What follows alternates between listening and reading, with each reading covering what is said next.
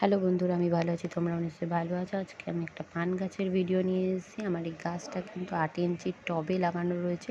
এর মাটি এমন হতে হবে যাতে জল বেশি ধরে না রাখে, শুকিয়ে গেলে তাহলে আবার জল দিতে হবে। আর মানি প্ল্যান্টের মতন এই গাছও যেহেতু বেয়ে ওঠে, তাই জন্য একে ওঠার জন্য এর কিন্তু সাপোর্টের প্রয়োজন হয়। আর এর কাটিং থেকে গাছ তৈরি করাও একদম ইজি। একটা ছোট ডাল নিয়ে যদি জলে ভিজিয়ে রাখা যায় তাতেই কিন্তু প্রচুর শিকড় তৈরি হয়। আমি এই গাছেরই একটা কাটিং নিয়ে জলে ভিজিয়ে রেখেছিলাম এবং তার থেকে কিন্তু প্রচুর শিকড় তৈরি হয়ে গেছে এবং সেটাকেই আজকে আমি পটিং করে দিচ্ছি।